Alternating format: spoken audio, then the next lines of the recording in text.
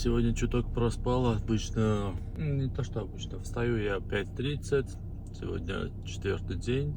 И я сегодня встал 5:30, отключил будильник и дальше заснул на 11 минут дольше. То есть я проснулся в 5:41. Классно.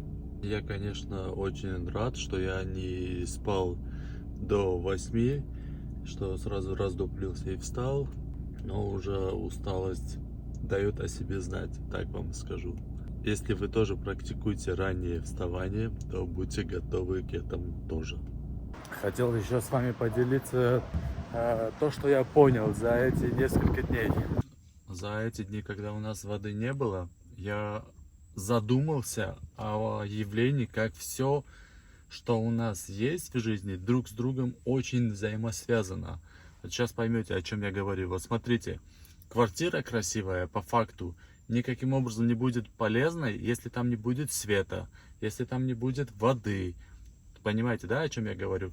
Вот когда нету воды, например, чайник твой электрический, кофемашина, посудомойка, стиральная машина, вот это все вообще бесполезные штуки оказываются. И вот к любой штуке, которой ты притрагиваешься в нашей жизни, та же самая машина, та же самая, не знаю, книга, все, что у нас есть, оно как-то взаимосвязано с чем-то, что у нас есть в жизни. Поэтому к чему я это все говорю? Давайте начнем осознавать ценность всего, что у нас есть, не теряя этого. Вот мы с женой потеряли доступ к воде на 5 суток. На 5-й сутке мы были полностью сломлены, так вот слово правильное, сломлены, на нервах были. Короче, на 5-х сутках мы осознали ценность вот этого, что у нас есть. Давайте все мы будем ценить все, что у нас есть, не теряя этого. Потому что когда ты теряешь, ты тогда вот точно осознаешь, что у тебя за ценность. Классная идейка, кстати, друзья. Утренние мысли, утренний мозговой штурм. Поехал я на урок. Двигаюсь по делам после уроков. Сейчас нужно заехать в центр занятости. Кое-какие бумажки надо отдать. Сумочка, продуктов успел накупить. И вспомнил, что они... Ну не то, что вспомнил. Подошел к дверям, увидел, что они открываются в час. А мне еще ждать 30 минут. Вот такие вот делишки. Я думал, не успею. Центр занятости просто всегда работает до 12, а сегодня в четверг, по четвергам. А он работает с часу до 5. То есть это единственная лазейка, которая позволит мне приехать сюда, там решить кое-какие вопросы. Зашел я в этот центр занятости, сказали, иди бери свою любимушку, сходи в почту и отправь письмо через почту, да, вживую, потому что я как-то, наверное, адрес там неправильно ввожу электронной почты и письмо не доходит. А электронного адреса правильного не могу найти, чтобы отправить письмо по правильному адресу. Все, электронную почту не грусти, а ну-ка. Видите, сейчас наша Малиска будет гулять. Это все задумано было, чтобы она погуляла. Поэтому письма приходят, да? Да. Не получилось у копчика меня обмануть и провести. Я это хотела показать, что машина... сразу видно, что ученик. Там книжки и все. Книжки разные. Все. Маркеры, фломастеры. Обманула меня следующим образом. У нас нету конверта. Едем покупать конвертов, чтобы отправить живое письмо. Вот и хитрая лисичка Танюшка называется. До почты можно было дойти пешком, тут не так далеко. Но я не хочу ходить и не могу ходить, поэтому я ищу разные способы, чтобы поехать на машинке. А если уже надо еще и в магазин заехать за конвертами, то точно на машине. То точно на машинке. Поэтому я выкрутилась, и муж меня везет. Ничего, мы приедем обратно сюда на машине и пешком пойдем до почты. Вот это коварно хитро. Это уже по-армянски ты меня обкрутил. Это по-братски. По-братски. По-братски меня оставь в покое дома, сидеть, лежать тихонько. Тогда письма надо отправлять. А Копчик пошел за конвертиком, а я тем временем хочу у вас кое-что спросить. Там один видосик мы выставили, такой, когда я выхожу из подъезда и уставшая, короткое видео, шортс, вы его уже видели. Я такая уставшая, что пошли уже домой, это реалии моей жизни, это правда. И, ну, это, конечно, шутка и прикол, мы специально снимаем такие юмористические ролики. Но это и на самом деле так и есть. И в ТикТоке у меня этот видосик очень сильно залетел, и там очень многие написали комментарии, левые люди, чужие, я не знаю их, написали комментарии, там, что вы пугаете беременных, такого нет, я там по 10 километров хожу, я такая вся шустрая, я молодец, там, я их всех спрашиваю, вам сколько лет, типа, давайте с этого начнем, ну, потому что ТикТок, он же, ну, как и любая другая соцсеть, она кидает видеоролики там абсолютно, ну, разной аудитории. И это не обязательно все твои подписчики, которых ты уже знаешь. Так вот, я хочу вас спросить, кто как проходил... Потом я этот вопрос задала в Инстаграм, это просто очень интересная тема, для меня, по крайней мере. И в Инстаграм девчонки уже более все такие подписчицы, все мои, все знакомые, и все писали там, кто 3 раза беременный, писали там в 19 лет, родила, вообще не заметила, как проходила беременность, вся пропорхала, там в 25 второго родила, тоже все легко, просто. Вот сейчас типа там в 35 или в 38 еле-еле доходила эту беременность, типа все болело, ничего не хотела делать. Ну, все-таки надо рожать раньше, всему свое время. И я, ну, с этого улыбаюсь и просто хочу у вас спросить. Если у нас такие девочки, которые рожали очень рано, и которые рожали поздно. Вот что вы скажете по этому поводу? Есть все-таки разница в возрасте, когда рожать? Или это я сочиняю, что мне так плохо, и что я такая бедная, несчастная, и я просто хочу лежать, ничего не делать? Просто, ну, я как бы вообще, мне там все равно на мнение других всегда было, есть и будет. Особенно на вот эти там комментарии где-то там в соцсетях от незнакомых людей. Это на самом деле... ну, пройдет мимо меня. Просто мне правда интересно, это, ну, девчонки, есть такие возрастные, которые проходят беременность, не заметив ее. Вот там, допустим, у меня первый триместр был тяжелый очень, с головными болями, я прям мучилась, ну, все говорят, там, после родов, после всего-всего это все забудется, я не знаю, или я это забуду, у меня так болела круглосуточно голова, что я не спать, я не знала спасения просто, это я не жалуюсь, я просто, ну, факты вам говорю, потому что я беременна, конечно же, я хочу об этом говорить всегда и постоянно. Самое главное мне не отходить от темы, потому что я все так забываю, я сбиваюсь, и все, назад дороги нет. И самое главное, что я уже и не вспоминаю, что там было, о чем я говорила. Ну ничего, вы меня поймете. Женщины, я думаю, особенно. Ну и мужчины тоже, которые так близки со своими женами, то, наверное, все с этим сталкивались. Главное, чтобы эта память вернулась. Потому что, опять же, сейчас в последнее время очень многие пишут, ой, там через год, через 2 только вернулась. А некоторые пишут, что и вообще память не восстановилась. Типа, что как стала куку, так и все. Я не хочу быть куку. Ой, ребятки, вот такие вот новости. Уже осень такая.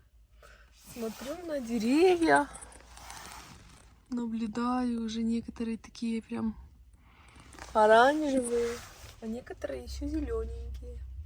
Красиво, мне хочется в лес, если честно. Опять же, я понимаю, что я не смогу там много походить, ну хотя бы там на полчасика я бы съездила. Мишусик, ты пошел за конвертами. Что ты там понабирал за целую стопку? Ученик мой золотой. Файлы, Так, папки, так. конверты. Это их сколько там? 110. 110 за 2,50. Вот сейчас просто для сравнения посмотрим, сколько на почте. Давай. Давай. Просто Акопик хотел сразу идти на почту, а я его попросила, что поехали, купим в дешевый магазин много конвертов. Мы живем в Германии, они нам все равно пригодятся. Да, он все практически отсылает онлайн. Это но за вот так- 6 месяцев? За 7. Сколько мы тут? Я уже забыл, извини, я тебя перебил. Ну, я 7 месяцев беременна, значит, ты здесь 7 месяцев. Вот за 7 месяцев это первое физическое письмо, которое я отправляю. Я не думаю. То есть я не понимаю, 110 штук за какой срок я сейчас отправлю? И отправлю ли вообще? Ты будешь просто конвертный магнат. Они у тебя будут лежать Мне дома. не надо быть конвертным магнатом. Я, например, не люблю заплатить за 5 ты евро. сейчас не знаешь даже, сколько это будет там стоить. Конечно, я не знаю, я так просто подумала и хотела поехать на машине. Все. Ну сейчас мы обратно будем пешком идти. Акопчик, так хорошо Мы на машине сидеть. сейчас едем туда, вот там, где мы живем, то есть во дворе припаркуемся и пешком. Да давай уже подъедем, Да что ты давай уже, начинаешь? нет. Да ладно, тебе уже сели, поехали вот это сейчас эти Дорогая, круги надо мотать. прогуляться. Ой, я тебя прошу, как Я сейчас тебя еще тоже ветер прошу. свеется. Утром ты видел погоду вообще?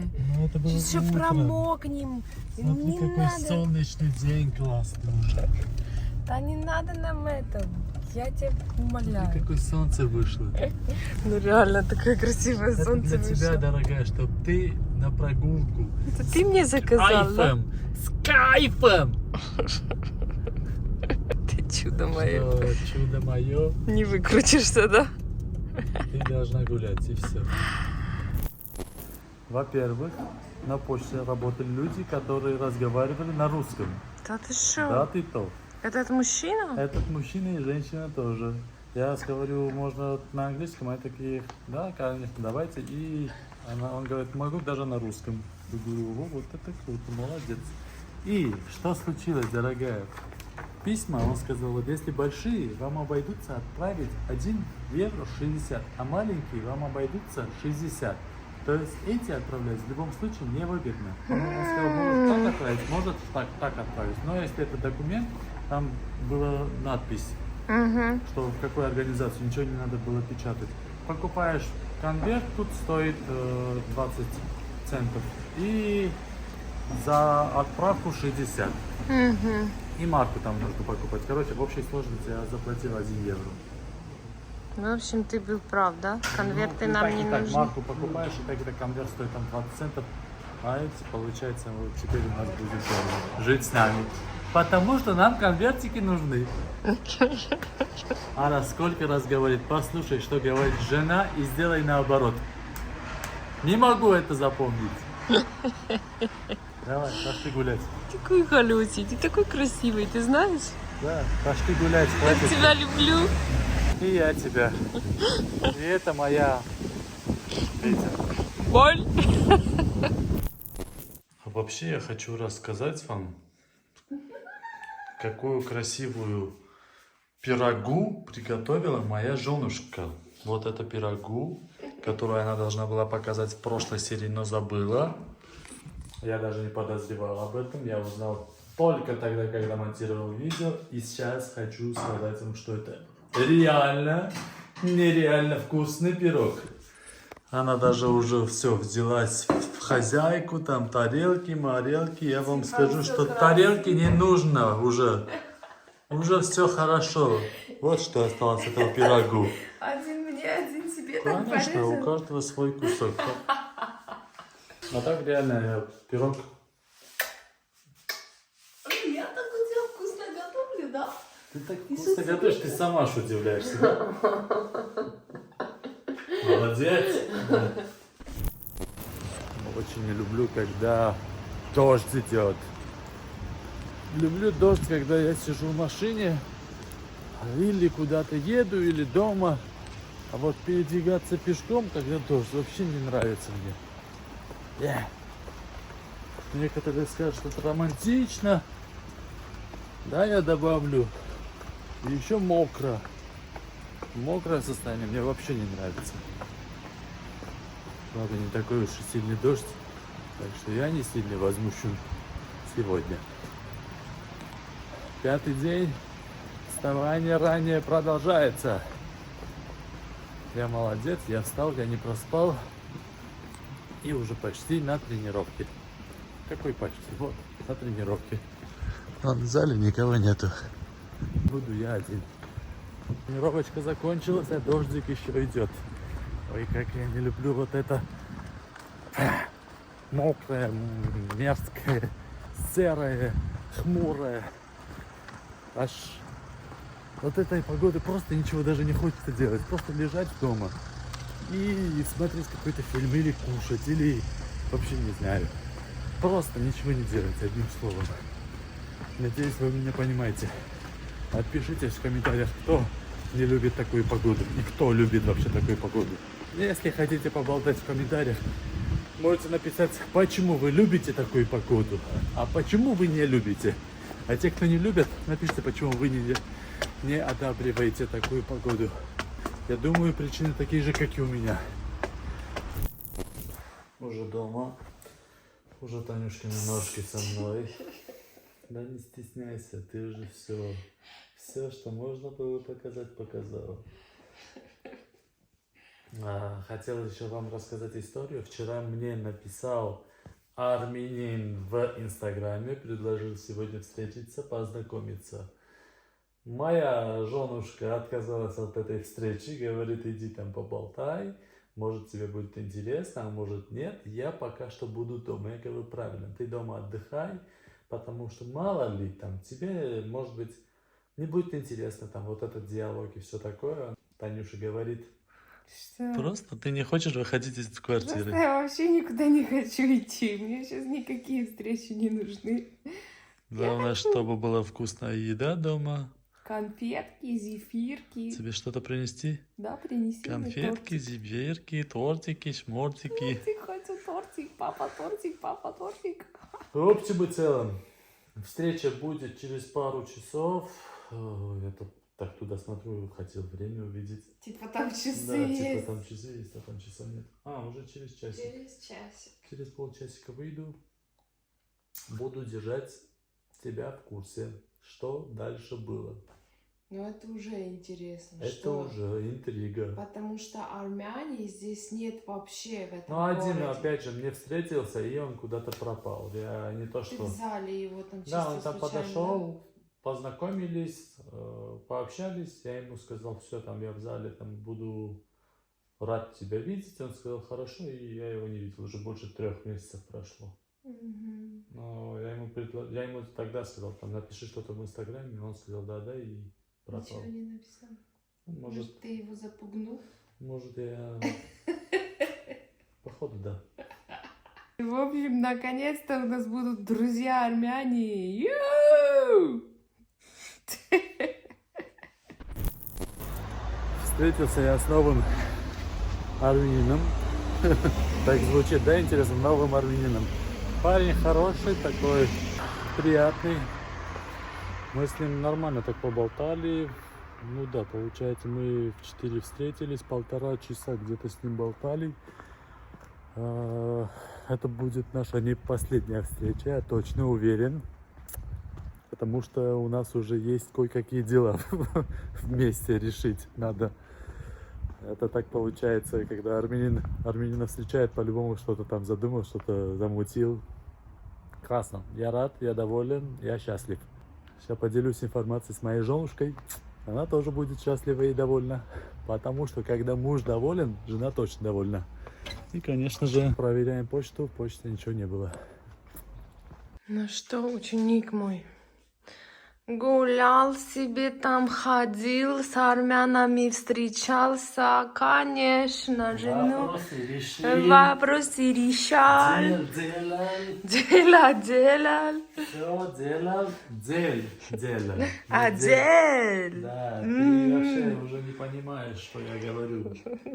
Я не бомж, я сразу говорю. Просто у меня футболка домашняя в таком состоянии, потому что я вчера кинул на стул, как посчитал нужным. Вопросы есть? Так нельзя. Хочешь погладить? Не хочу. Сейчас все еще подумают, что я плохая жена, что ты так Ты не плохая жена, просто я такой плохой ученик. А я ему говорю, я даже домашнюю одежду вечером снимаю, вешаю на вешалку. Чтобы не гладить, понимаете, да?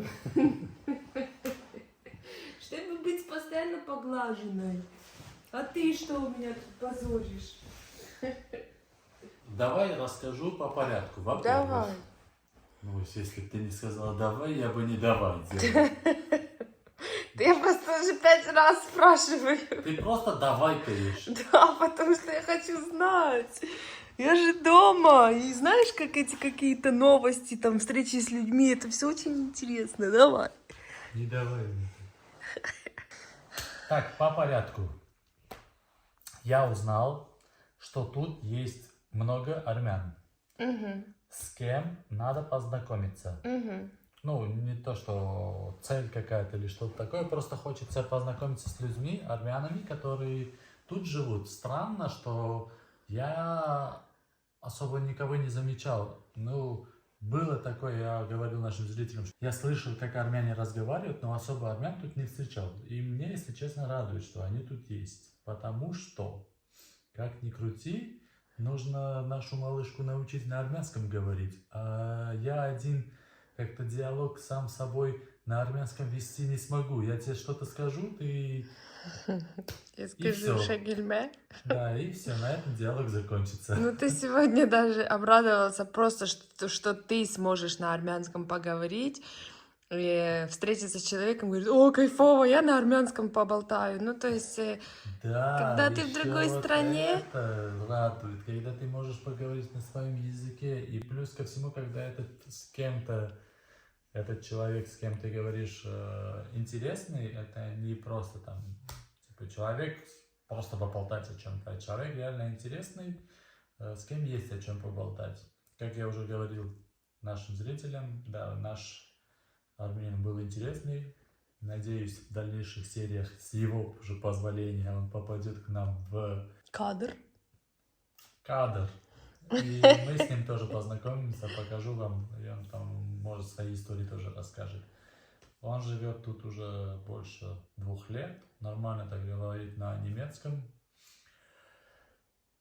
И все, дальше уже буду говорить, когда уже дальше будет. Ну все, ты доволен встречей? Да, я доволен, я рад. И реально, без шуток, какое-то дело намечается. Интересное, кстати. Да ты что? Если все пойдет по плану, то послезавтра еще разочек я встречусь с этим парнем и с его братом. С его братом тоже познакомлюсь. И тогда, может быть, что-то намечается интересное. Моя любимая не хочет сниматься. Почему ты не хочешь? Потому что ты с меня прикалываешься, и я сейчас обижусь. И так уже 2 дня не плакала. Ты вот там мой молись. Мой молись, мой молись. А, кстати, ребята, всем огромное спасибо, что пишете много комментов, поздравляете. До сих пор еще некоторые пишут там мальчик или там девочка. И я хочу какую тему обсудить с вами. Вы знаете, что мы уже сделали гендер-пати. Нам уже врач в конверте отдал подтверждение, что это девочка. А я, как мама, чувствую, что там мальчик. А папа тоже. И я не знаю, это хорошо или плохо. Я уже с животиком разговариваю, конечно, как с девочкой. Я там уже к ней обращаюсь, дотенька моя, там все такое прочее.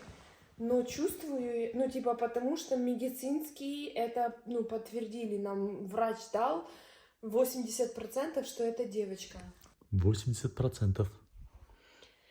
Ну у меня какая-то такая, типа, чутье мое подсказывает. Подсказывает, что там мальчик. И я не знаю, мне аж как-то на душе неловко и нехорошо. Я не знаю, что с этим делать и как мне с этим бороться. Признайся, ты меня обманула? Почему? С доктором договорилась как-то? А я не могу 2 слова с ним связать, во-первых. Во-вторых... Ты кто? Ты кто? Зая, там доча. сказали девочка, пусть будет девочка пока что. А если родится мальчик, то мы будем не менее рады. Мы будем в любом случае самые счастливые родители в мире, мы и сейчас самые счастливые. Но просто я хочу спросить, такое бывает у людей, что УЗИ сказали одно, а мамы и папы чувствуют другое. Что делать? Родили другое, да? Ну, родили другое может, конечно, быть. Типа пчелка. Какая пчелка? Ты слышишь, что папа почему прикалывается? пчелка? Я просто сейчас на немецком учу разные там слова, у нас там пчелка. Поэтому вот так, пчелка. Тюля, папа прикалывается, говорит, он не только с мамой прикалывается, он же из тебя прикалывается. Ты когда родишься, мы ему устроим, да? Ладно, давай на сегодня попрощаемся уже с нашими зрителями, хорошо? Хорошо. Пока, зрители. Пока, дорогие наши. Пока. Пока, брат. Пока.